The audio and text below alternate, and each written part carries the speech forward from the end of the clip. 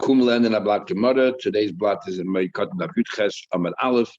And the last thing we learned was that Shmuel came along and said that the halach is like Rabbi Yossi, Chalamoid, and by Avelis, that you are permitted to cut your nails. He doesn't tell us whether cutting with a scissor or cutting, with a shinin by biting it off, but he just said you're allowed to cut your nails. So now the Gemara on top of the page, 2 lines on the top, tells us a story. Pinchas, Achua de Mashmo. Pinchas, the brother of Mashmo, Issa ben Milsa, unfortunately, he had a tragedy. He lost his son. Pinchas lost his son. Ol Shmuel lemishol taima minei. Shmuel went to talk to him. Interesting expression of how to say talk to him, to ask his reason. In other words, just to let him talk a little bit therapeutic. Chazon, he saw that Pinchas's nails, the having a fish were long. In other words, Pinchas during Shiva didn't want to cut his nails like Rabbi Yehuda. Malay, so Shmuel said to him, why didn't you cut off your nails? Malay, he said, he said, look, it would be the other way around. If you be novel and I was on walking in, where so if you were novel and I was the one walking in, you think you'd be so mezalzel that I'm sitting in Avelis and you're sitting here insulting me why I have my long nails? But the wording he said was, if you would be a novel. This became like like a mistake, an error that came out of the mouth of the ruler. The Isra be Milsa b'Shmuel. As a result of this, direct result of this, Shmuel had a tragedy, his own personal tragedy, because Pinchas said to him, if you would lose, somebody close to you, how would you behave? Cause Shmuel to happen. So obviously Shmuel realized why it happened. Old Pinchas achua lemishal time minei. Now in turn, Pinchas, his brother, went to visit Shmuel, about 10 lines on top of the page, to be Menachem Abu Shmuel. And what the Shmuel did was, shaklinu letufrei, he took the nails that he cut off, and he threw it in the face of his brother Pinchas. But Rashi then says, and afterwards he collected the nails and got rid of them, as we'll soon see. Amalei leslach. So Shmuel scolded his brother. Don't you know the pasuk bris kruselis fasayim? That there's a covenant with our teeth and our lips, that we got to be careful what we say, because sometimes we say things, it makes it happen. And look, you cursed me, and now I lost a close member of my family. How do you know that there's a bond with your lips, that whatever they say comes out, will happen? Remember, it says, Avram said, even though Yitzchak was supposed to go to Rakeda, Avram said to Eliezer and to Yishmael, you remain here behind, I and the Vanar and the young man, Nelcha Adkoi, we will go to where we have to go. Vinishtachve, we will bow down. Vinashu Alechem, we will both come back. So Avram said we will both come back, and Taka, that's what happened. They both came back. So you see that when you say something, without realizing it, it makes things happen. Taisha says, how can you compare the two? That's talking about a positive thing. Maybe in a positive thing it happens, and not a negative thing. And Taisha remains with the question. And in fact, if he tells you want to bring a proof of negative thing, there's other psukim we can bring a proof from, but this Avram doesn't really prove anything. And the word continues. We thought, okay, maybe, but Shmuel said you're allowed to cut your nails, is only talking about the hand, because people can see it and it doesn't look right. However, your nails on your toes, it doesn't really matter. Why should we allow you to cut them? I understood the Shmuel, the yad, the regel, either one you can cut off, even your toenails. Uvi you're allowed, according to Rashi, genustra is a scissor awesome. If you're using a scissor, that is forbidden. So according to Rashi, what's permitted only with your teeth and only with or pulling with your fingers.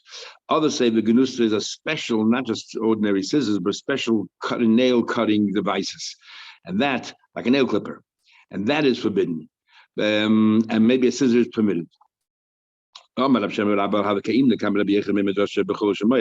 before Rabbi Yechim,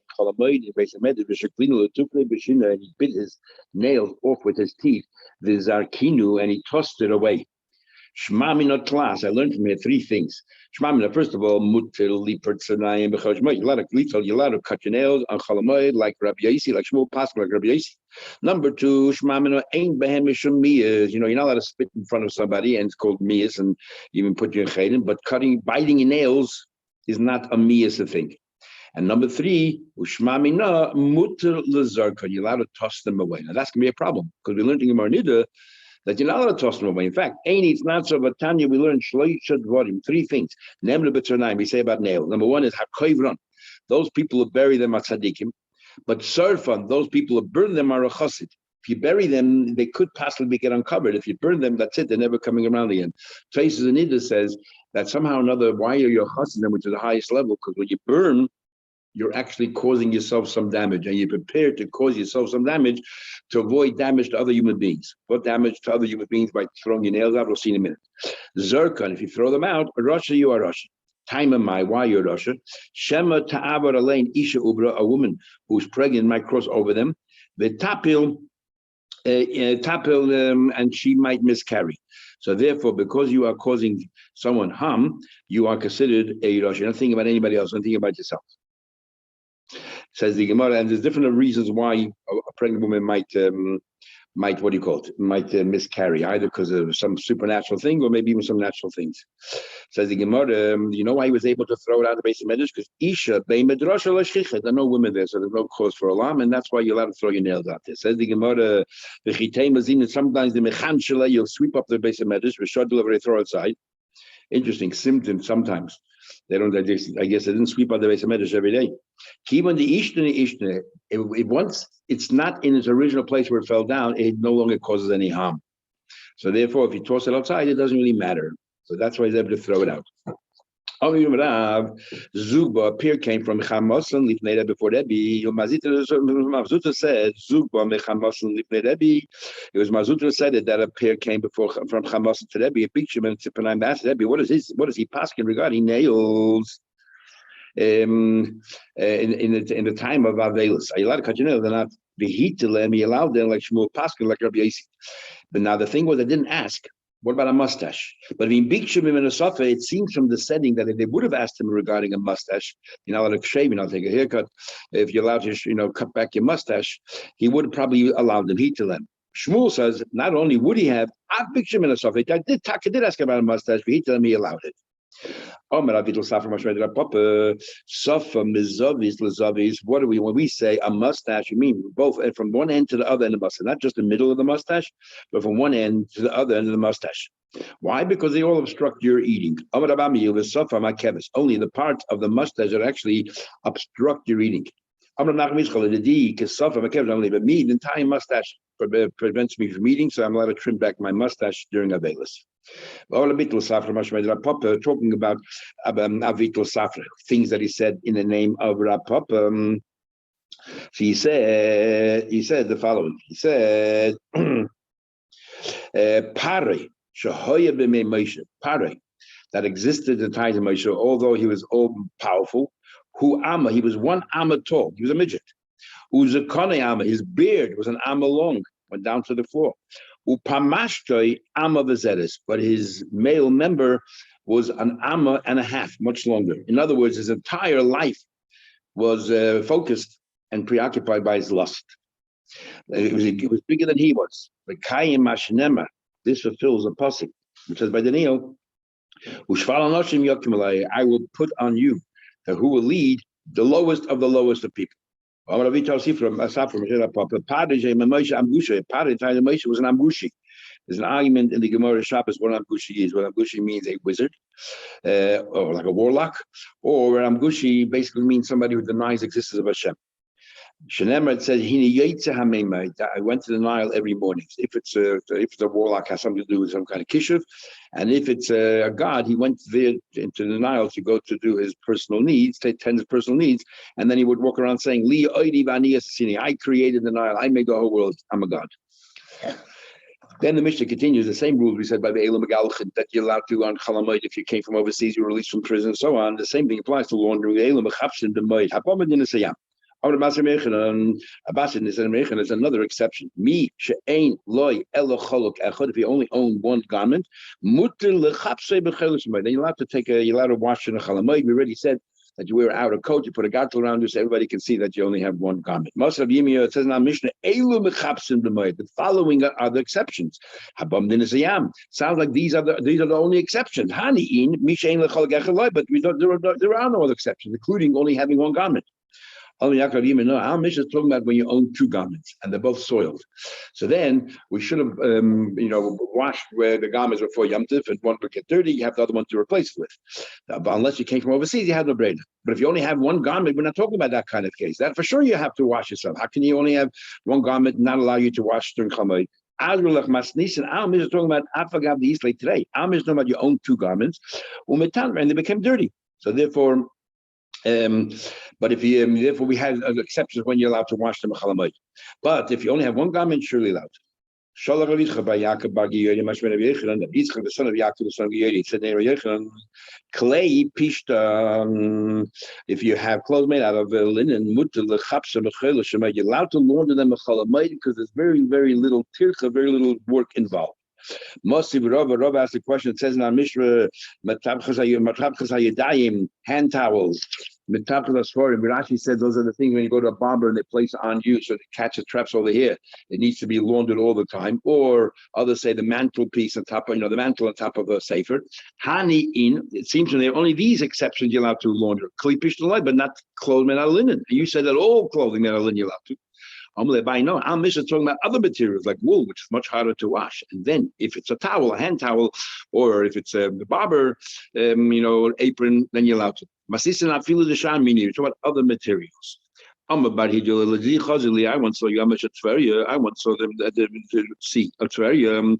The Mavkala Masichla, the Monakisna. I saw them going out there and they're taking out bundles and bundles of very big, large amounts of these linen clothing.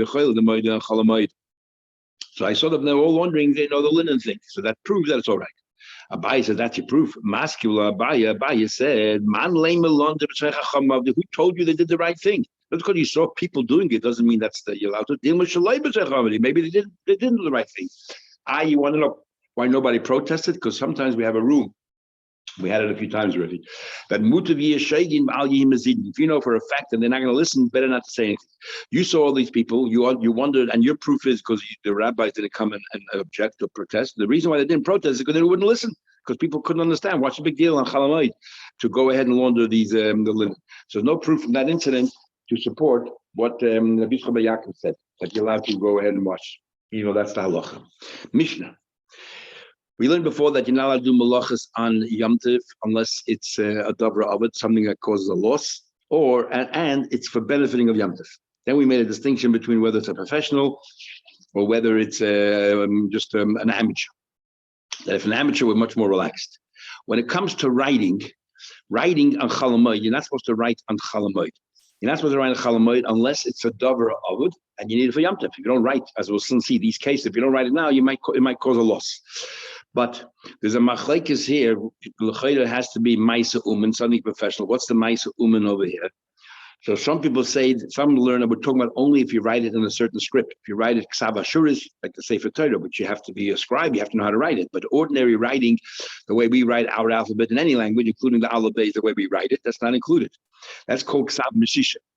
Others say that ksav meshisha, as Ramos says, Ramos Machmer, we don't write either, because any writing is considered professional. Remember, especially in those days, a lot of people did not know how to write. If you wanted to write a letter, they went to a special person they hired to write them the letter. So writing itself, just the etzemina writing was considered ma'isa umen. They had to be some kind of a craftsman.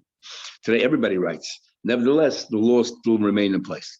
So that's why when we write, we only write, even though halachically, the many say halachically are allowed to write if it's not ksav ashuris, but the Ramah says one should be machmir.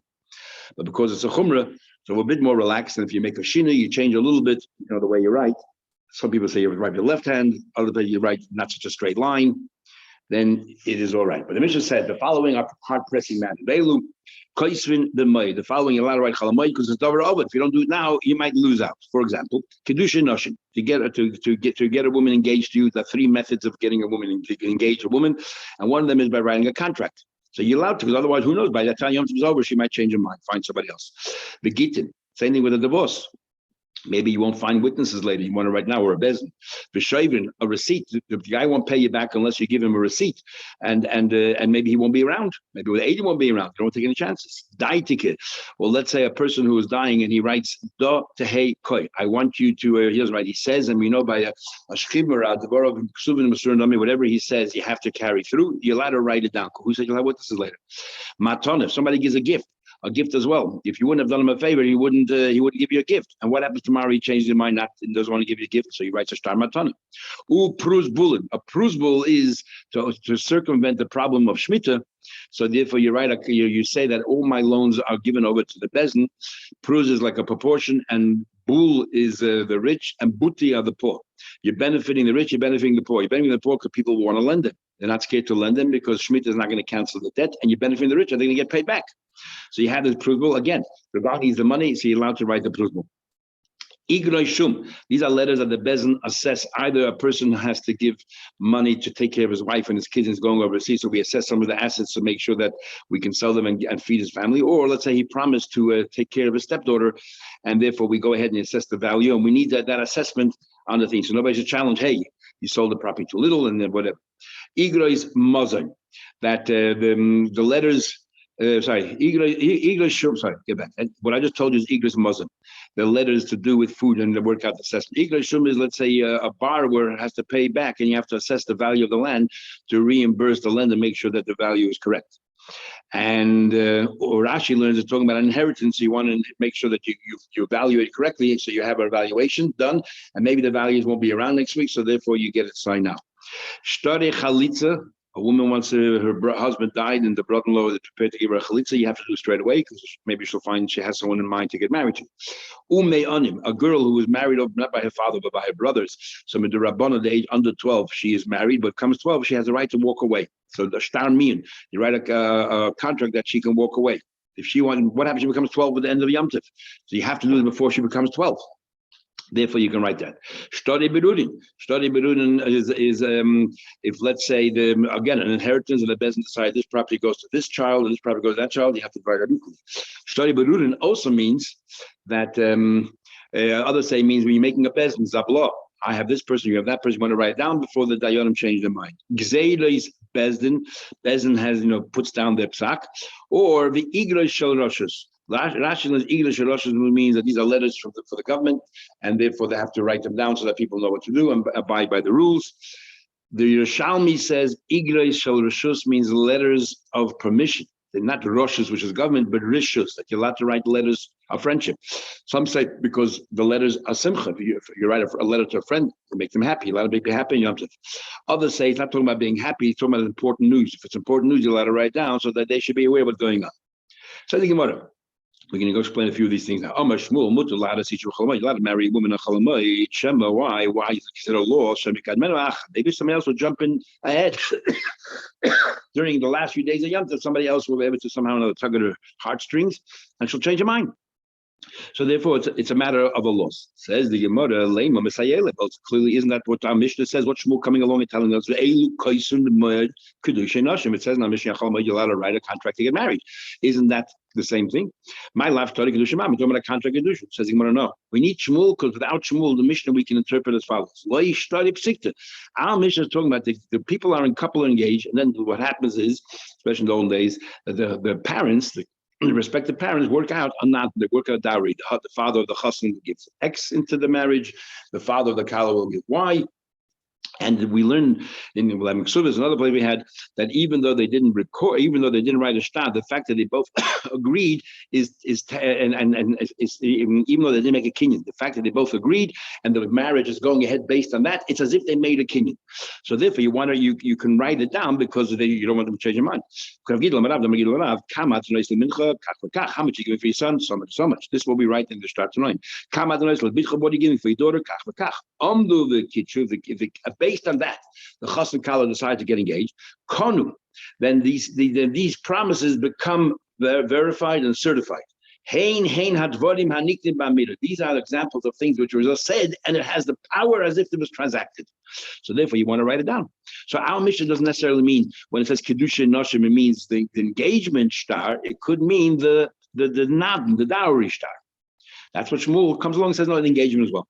Lema Misalei, I bring another place that supports him clearly, where it says there, it says you shouldn't marry women on Chalamoy. Lei Basul is not whether she's for the first time. I'm not a widow. Nor can you make a yibum. because it brings joy in either Ema Arba Simcha, we don't want to mix two simchas together on Yom Tov, or because of the other reason is, and that is that you should rejoice on Yom Tov, focus on Yom Tov, and not with your wife. Hal Ada Shadi, true for her, but La Aris is permitted. Says the Gemara, in other words, but engaged, you're allowed to. You're not allowed to get married, but you're allowed to get engaged. Approved to supporting Shmuel. There said, no from there. Maybe interesting. Maybe marriage, you would have thought you're permitted, but engagement, everyone knows you're not allowed. Why? Because the whole reason why you're getting married is because the mitzvah puru. When you get engaged, you're not doing any mitzvah whatsoever. You're just preparing for the mitzvah. When you're getting married, the truth be told, the Rosh says in Ksubas, why don't you make a bracha? Why doesn't the Chas and Kala make a bracha when they get married? They're doing a mitzvah. So the Rosh says the real mitzvah is when you conceive. And that doesn't happen. This is just the last step before your conception, to allow it, enable the conception. But nevertheless, because the Nisuyin is what allows you to live together, it's considered already the beginning of the mitzvah. So I would have thought, Nisuyin, which is a mitzvah, maybe you're permitted to do that on Chalamayit. But when it comes to the Kedushin, there's really no mitzvah. It's so remote, it's so far away from the mitzvah itself. That for sure you're not doing Chalamayit. So that's where Shmuel comes along and says that you are permitted. So I can argue, for sure you're not allowed to engage like the mitzvah. Even to get married to the mitzvah, also forbidden. Says Tashma. Okay, I'll bring you another proof. And from an actual clear brisa, the Tannas by Shmuel in Shmuel's yeshiva, they studied the brisa. Me'arsin, you're allowed to get engaged, or like kohen, you don't get married. The ain oisin seudas edison, and even though we permit you to get engaged on Chalamayit, don't make l'chaim then. So that's already a simcha. Nor could you go ahead and marry a sister. That's a simcha he like. That is a joy. And on Yom Tov, we want you to focus on Yom Tov. Shema Mina, says the Gemara. So what are you telling me? We're worried. That's very interesting Gemara now. We are worried that someone else will jump in during those few days and try to entice her to marry that person.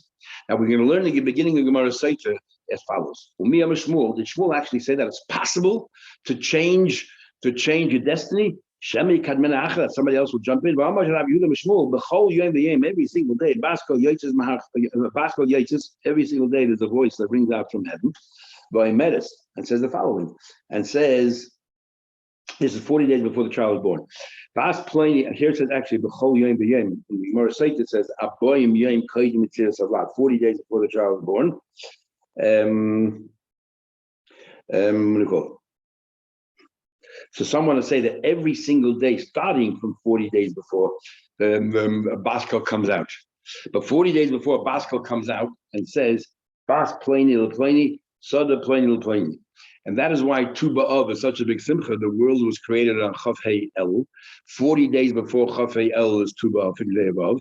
And 40 days before, they was already decreed that the world was going to be created. And that's why Tu B'Av, according to some, actually according to I forgot who said this already.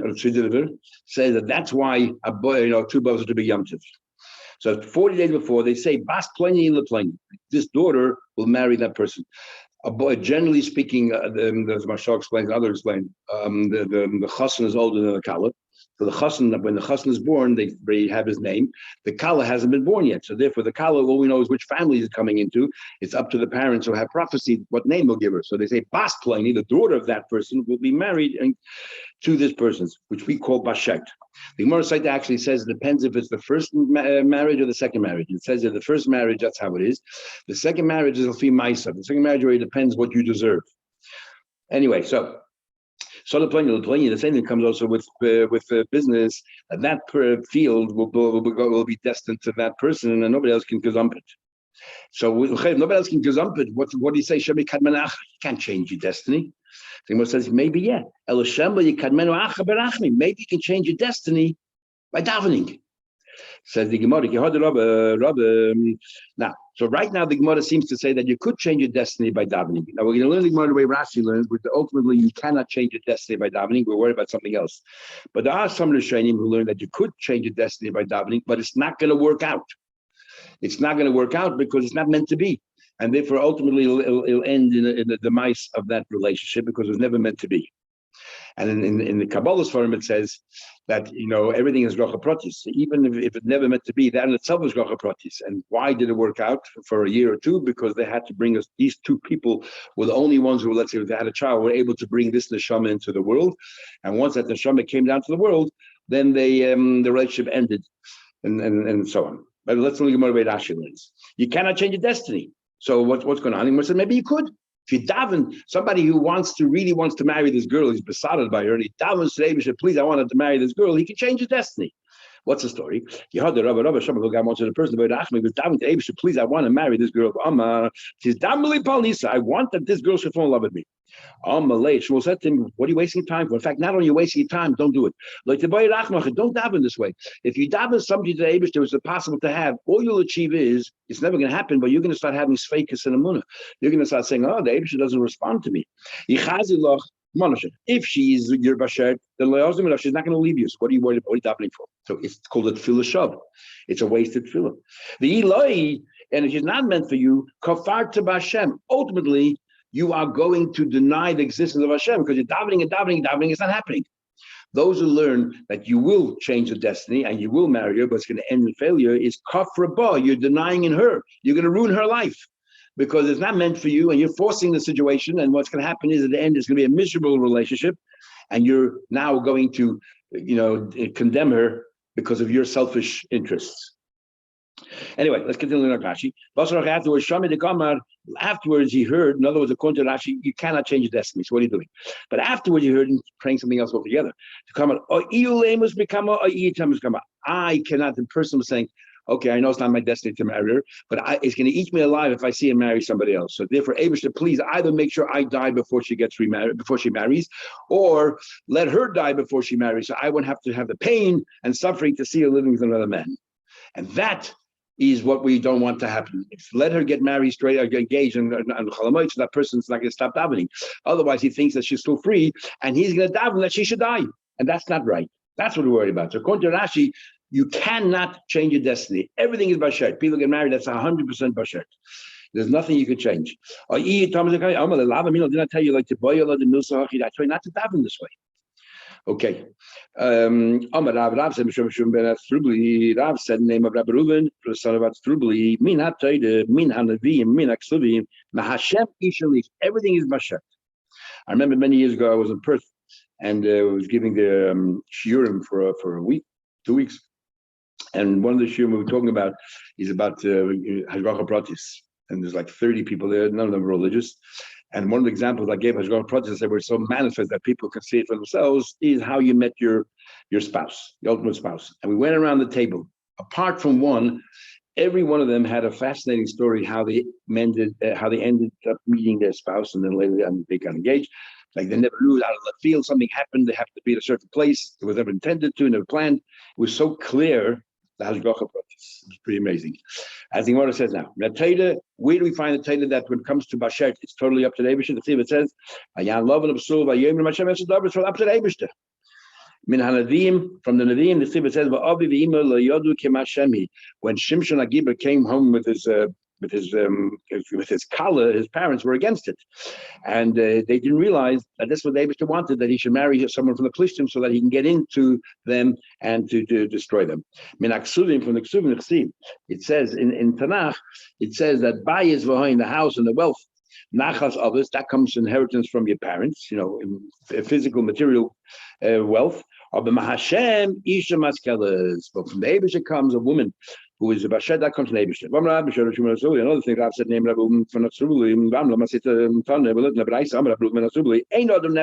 nobody, if people, if there's smoke, if there's fire, there's smoke. Sorry, the other way around. If there's smoke, there's fire. The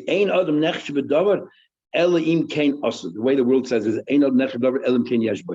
a person is not suspected of doing something wrong unless there is some truth in it. That this person actually committed that sin. Even they didn't do completely the way people are saying, that people are exaggerating, but he did something. And furthermore, he did nothing. He didn't believe it, as I say. But he might have a proclivity for that kind of activity. And that in itself, people sense, and therefore they make assumptions. Or even if he personally doesn't have that particular bent to do that, but he saw others do it and it didn't bother him. In other words, not so bad. And therefore it aroused people's suspicions. Most of Yaakov, the questions here saying that somebody means that there's some truth to it. Let me ask you a question that says, Vayechafu b'nei Yisrael dvarim. The Eden went ahead and they invented these things. Ashaleikeim al Hashem Aleikeikem. That what? Okay, that they went and they ascribed things to Hashem, which are totally not true. And the Chas was showing that, without any truth to it. So that's different. They didn't deliberately, they knew it was not true, but it's a spite. That's not what we're talking about. It says by the story of Korach, they went ahead by Kanu the Moshe. They either got angry, little strings, they got angry of Moshe in the camp, Aaron Kadosh and Aaron, the Holy One of Hashem. What happened? It's an amazing, to think about this, just amazing, incredible.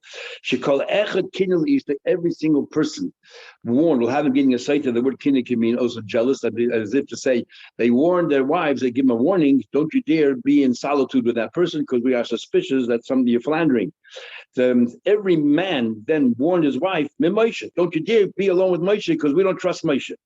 Moshe was single, wasn't married to Tzipora, so therefore they suspected, how can it be? Maybe he's fooling around. It's just mind-boggling that people should come up with such a story and believe it. Says the Gemara again. It's different when you do deliberately concoct a story in order to hurt somebody, harm somebody, you hate them. That's not what we're talking about. We're talking about a rumor that started, that not because anybody hates you or anything else, just people start a rumor. There must be something to it.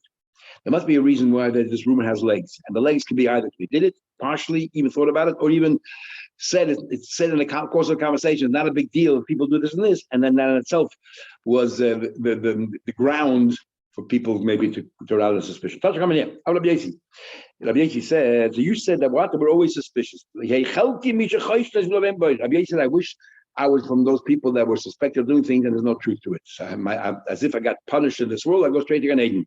No, but you just said if there's suspicions out there, there must be some truth to it. People who suspected me and there's no truth to it. They call it the pasuk, a rumor that didn't last very long. During the short time of that rumor, and it could be the rumor is baseless. So it's a good thing. You got a little bit of humiliation. You got, it wipes off some of your avedas, some of your punishments, but there's no basis to it. But how they call it the light pasuk, an ongoing rumor, there must be some legs to it. There must be something to it. Says the Gemara, what's considered a long-term rumor? I'm going to buy it. My mother said to me, if people imagine things in a city, the rumor continues, maintains for a day and a half, and people continue talking about it and circulating throughout town, there must be something to it. But when do we say that it went on consistently for 36 hours? It didn't stop in between, no interruption. If it was interrupted in between, that means the rumor is not really correct. Then when do we say the rumor is interrupted? Not really correct. That the reason why it was interrupted, it's not because of fear. But the reason why I interrupted it because they were scared that they were threatened, then that's not called that the rumor wasn't ongoing. And also, when do we say that it was stopped in between and nothing happened if it didn't resurrect? But if it resurrected and with a full intensity and the fierceness as before, then we say that there is truth to the rumor. On the other hand, when do we say that a rumor, there must be some base to it, that we don't know that this person has any enemies? Even if this person has any enemies, definitely they're the ones who concocted this rumor. They're the ones who invented this rumor, and they're the ones who are engaged in spreading it about just to harm this person. Then there's no basis to it whatsoever. Then we further, in talking about writing, you don't write story Moed, but a contract of loan, you don't write a Moed. You can write till after Yom Tov, but you don't trust the borrower. And after Yom Tov, you might deny that, or you won't give him the money. We learned before that the scribe doesn't have what to eat. And we said that from there we learned out that you're allowed to go to work if you're on wages because you need to survive. Then you can write. You don't write Svarim, Sifrei Torah, Tefillin, Mezuzahs, and Chol Hamoed. Some people want to prove from here that you wear Tefillin and Chol Hamoed, and that's why we're discussing writing Tefillin. We'll soon see in a minute. We're not allowed to edit any Svarim, even using the Sefer of Azor. Rashi brings two interpretations. One is the Sefer of Ezra, even though it's such a perfect sefer, Ezra HaKohen sefer, but nevertheless, you're not allowed to magia anything from that sefer. Or Rashi says there was a sefer in the Azorah, in the Beis Hamikdash, that was perfect, and they used to use that sefer Torah to correct all the other sefer Torah. So that sefer Torah is so pivotal to our tradition. Yet you don't fix up a Chol Hamoed. You can wait till afterwards. Rabbi Yehuda says, Adam tefillin umezuzah. You are permitted to write tefillin. You are permitted to write a mezuzah for yourself. He doesn't mention a Torah because it would seem tefillin and mezuzah you can start and finish perhaps on Chol Hamoed. But Torah is impossible. So if you Torah anyway, it'll take a long time. Why should you write it on Chol Hamoed?